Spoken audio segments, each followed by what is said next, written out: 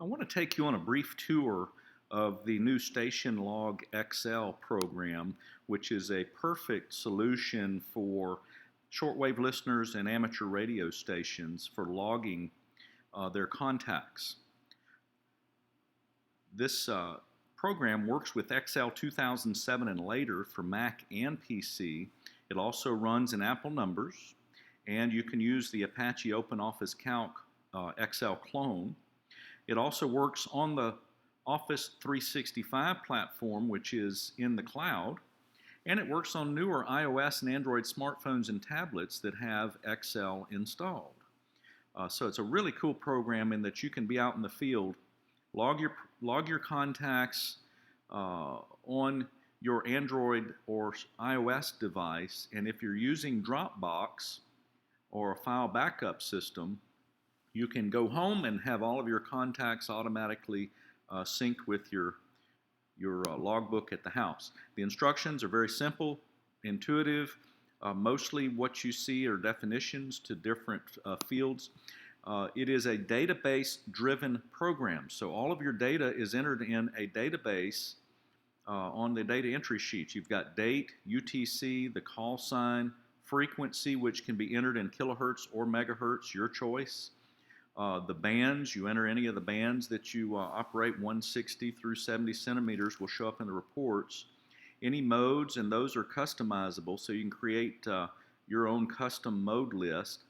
The signal strength sent and received, the QTH that you operated, the exchange, the state that they happen to have been in, and there's a drop-down list listing all of the states, so data entry is not going to be an issue. Field day sections are already preloaded, so you just click the section. Grid squares, if you're a county hunter, you can put the counties in this column. The CQ zones, all of the CQ zones are listed in a drop-down list. ITU zones, which are a little different from CQ zones, and they're in a drop-down list also. The current DX entity list, if you're chasing all your DX countries, is automatically in a drop-down list, so you select your DX entities. The continent, you can also capture the operator name of the station you talk to, the radio that you're using, your transmit power output, the antenna, miscellaneous and notes, your QTH. You may be working at your home station and you may be working portable, so there's a column there if you'd like to use it.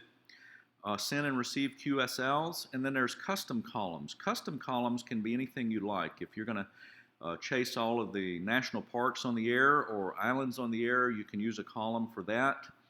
You can use a column for solar power or regular power, or it can be multi-ops if you're using it for contesting. Any of the columns that you don't use can be hidden, so it's not cluttering up your screen. And there are amazing filters right here on the database.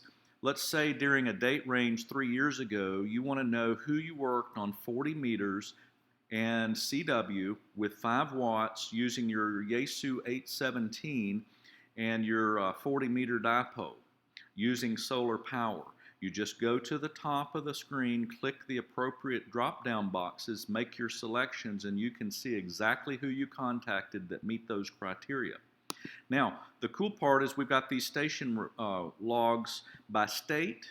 All of the states are listed. All of the bands are listed. You select a mode at the top of the screen, or you select all mode, and it will tell you who you have talked to in those states. There's a report for CQ zones. There's a report of all of the current DX entities by band, by mode, and by date range. So if you're chasing DX stations in 2016, just change your dates, and you want to go for 100 countries in CW, let's just see what you've got in CW. Just change that drop-down box to CW. All of your field day entities are listed in a preloaded report.